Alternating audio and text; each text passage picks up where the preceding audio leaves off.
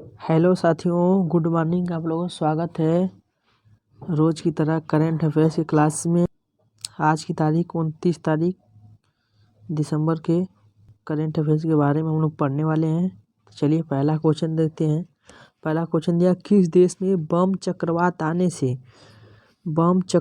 आने से 20 करोड़ से ज़्यादा लोग प्रभावित हुए? तो किस देश में? कनाडा में, मैक्सिको या क्यूबा या अमेरिका? तो किस देश में आया यह बम चक्रवात? ये अमेरिका में आया। इसमें लगभग 64 लोगों की जान चली गई। 64 लोगों की जान गई। और शीतकालीन तूफान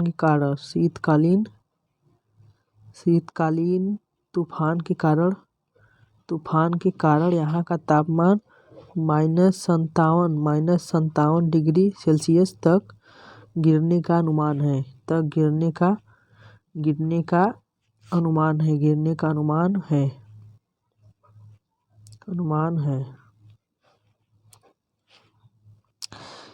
यह सर्दियों का एक विशाल तूफान है जो तट पर टकराता है, तेज हवाएं, बाढ़ और बर्फ लाता है। इसमें तूफान विस्फोटक रूप से मजबूत होता है जबकि दबाव कम हो जाता है बम चक्रवात में। चलिए अगला क्वेश्चन देखते हैं। चलिए दूसरा क्वेश्चन, आरबीआई ने 3 साल के लिए किस बैंक के प्रमुख बक्सर बाबू को फिर से नियुक्ति को मंजूरी दी? बक्सर बाबू फिर से नियुक्ति को मंजूरी दी बाबू को। तो किसको दिया? Bank of Baroda. किस बैंक के प्रमुख बक्सर बाबू को फिर से? बैंक ऑफ बड़ौदा, एसबीआई, सूर्योदय बैंक, पंजाब नेशनल बैंक। तो कौन सा बैंक है? आपको सही हो जाए सूर्योदय बैंक। इसकी स्थापना जो 2008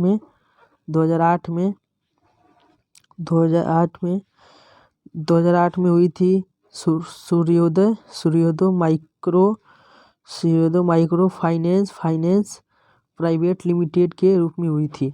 और 2015 में बाद में 2015 में सूर्योदय माइक्रो फाइनेंस लिमिटेड के रूप में परिवर्तित हो गई। चलिए अगला क्वेश्चन देखते हैं। अगला क्वेश्चन है कि 28 दिसंबर 2022 को नई दिल्ली में सिटी फाइनेंस रैंकिंग और सिटी ब्यूटी प्रतियोगिता के लिए गाइडलाइंस किसने जारी की? तो धर्मेंद्र प्रधान, हरदीप सिंह पुरी, अर्जुन मुंडा, नरेंद्र सिंह तोमर। तो किसने लॉन्च किया? आपका सही आंसर हो जाएगा हरदीप सिंह पुरी। यह आवासीय और शहरी मामलों के मंत्री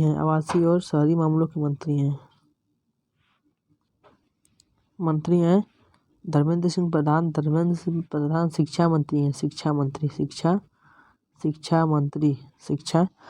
शिक्षा मंत्री और कौशल विकास और उद्यमिता मंत्री हैं।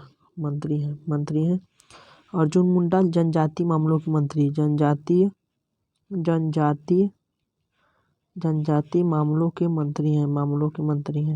मामलों के मंत्री हैं। नरेंद्र सिंह तोमर कृषि और किसान कल्याण मंत्रालय इनके पास किसान कल्याण मंत्रालय है इनके पास। चलिए अगला क्वेश्चन, पहली बार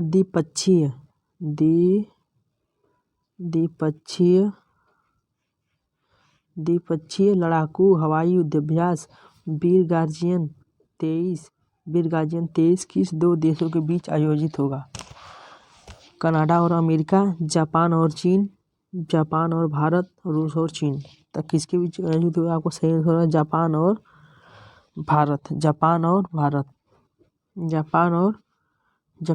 भारत।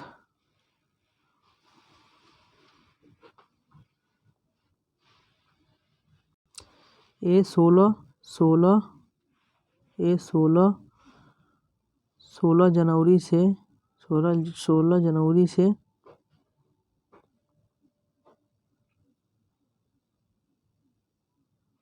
16 जनवरी से 26 जनवरी तक आयोजित होगा।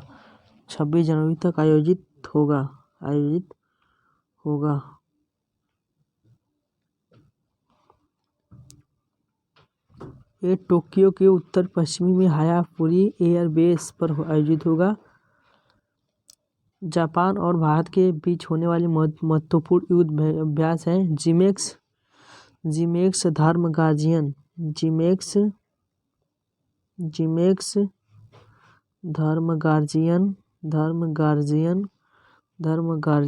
मिलन अभ्यास इत्यादि सब इसके साथ जब भारत और जापान के साथ होने वाले युद्ध अभ्यास। कुछ युद्ध अभ्यास आप लोगों को बता दें, जैसे कि मालाबार होता है ऑस्ट्रेलिया, जापान, यूएसए और इंडिया के बीच। सूर्यकिरण नेपाल और भारत के बीच। वरुण गरुड़ और शक्ति फ्रांस और भारत के बीच। वज्रप्रहार यूएसए और भारत के बीच। बोंगो सागर जो कि बांग्लादेश और भारत के बीच होता है।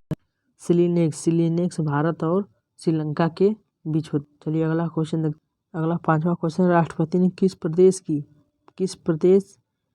श्रीशैलम मंदिर में विकास की परियोजना और एक पर्यटन सुविधा केंद्रों का उद्घाटन किया। यह मंदिर किस प्रदेश में? तेलंगाना, आंध्र प्रदेश, गुजरात, आंध्र प्रदेश या गुजरात उड़ीसा। किस प्रदेश? आपका सही है आंध्र प्रदेश। यह आंध्र प्रदेश के अमरावती में स्थित है। इसकी योजना 2014-15 में शुरू हुई थी। इस योजना की शुरुआत 2014-15 में शुरू हुई थी। इस योजना के अंतर्गत कामाख्या जो कि असम में है, परशुराम कुंड अरुणाचल प्रदेश, पटना और गया आदि जैसे धार्मिक स्थलों की पहचान की गई। मल्लिकार्जुन मंदिर या श्रीशैलम एक हिंदू मंदिर है। यह भगवान शिव को समर्पित है। इससे भगवान शिव के 12 ज्योतिर्लिंगों में से एक रूप माना जाता है। पार्वती को मल्लिक के रूप में पूजा जाता है। अर्जुन के रूप में शिव को पूजा जाता है। चलिए अगला क्वेश्चन देखते हैं। अगला क्वेश्चन, भारत सरकार ने ई स्पोर्ट को मल्टी स्पोर्ट इवेंट्स के रूप में मान्यता दी। ई स्पोर्ट क्या है? इलेक्ट्रॉनिक्स स्पोर्ट, बदलता हुआ खेल, गेम टू गेम, खेल उमंग। क्या है? आपका सही आंसर हो जाएगा इलेक्ट्रॉनिक्स स्पोर्ट।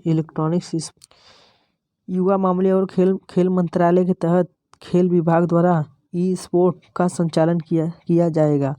यह फैसला द्रौपदी मुर्मू द्वारा संविधान के अनुच्छेद 77 के प्रावधान के तहत किया गया है।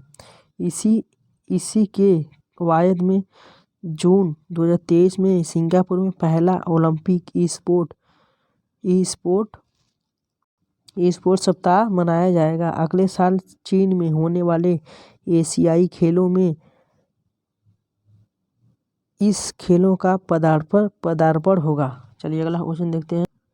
7वां क्वेश्चन, लोकायुक्त विधेयक पारित करने वाला देश का पहला राज्य कौन बन गया है? महाराष्ट्र, गुजरात, बिहार या राजस्थान। तो आपका सही आंसर हो जाएगा महाराष्ट्र।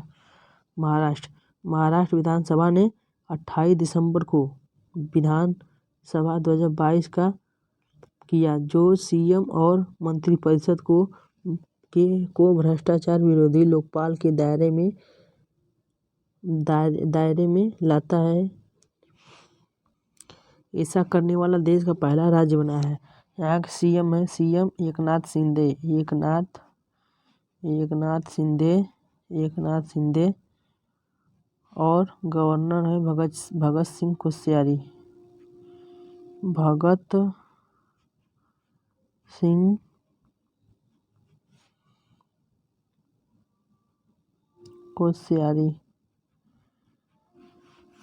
चलिए अगला क्वेश्चन देखते हैं। चलिए अगला क्वेश्चन 8वां है। आरबीआई ने भारत में बैंकों से संबंधित सांख्यिकी तालिकाएं 2021-22 शीर्षक में अपना कौन सा प्रकाशन जारी किया? नेट प्रकाशन, वेब प्रकाशन, www प्रकाशन, ऑन प्रकाशन। कौन सा प्रकाशन जारी किया? आपका सही हो जाएगा वेब प्रकाशन जारी किया। चलिए अगला क्वेश्चन देखते हैं। अगला क्वेश्चन 9वां क्वेश्चन है। जेलियानग्रोंग यूनाइटेड फ्रंट ने केंद्र और मणिपुर सरकार के साथ केंद्र और और मणिपुर सरकार के साथ शांति समझौते पर हस्ताक्षर किया। इसकी स्थापना कब हुई थी? ज़ेलियांगरोंग की स्थापना मतलब कब हुई थी? 2011, 2012 या 2014, 2015?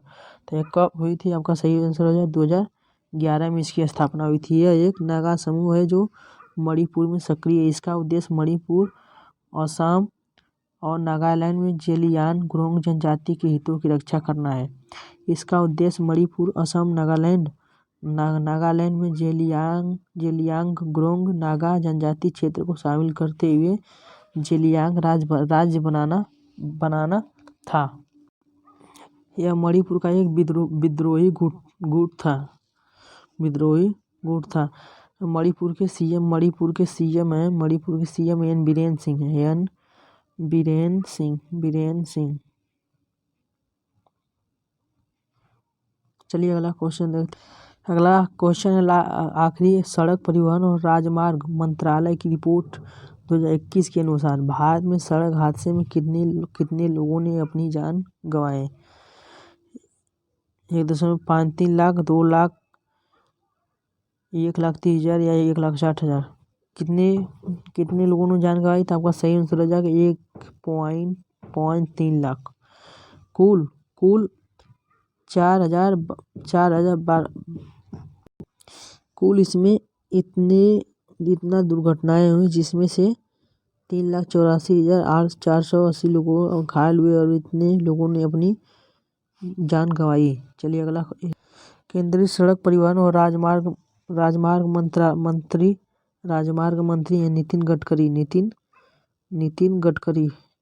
गडकरी। आप लोगों को क्वेश्चन समाप्त होता है। यदि आप लोगों को अच्छा लगा तो मेरे चैनल को सब्सक्राइब और शेयर करें, क्योंकि इस पर रोजाना आपको लोगों को डेली की तरह करंट अफेयर देखने को मिलता है, जो कि विभिन्न परीक्षाओं में पूछे जाते हैं। चलिए अब वीडियो समाप्त करते हैं। जय हिंद, जय भारत।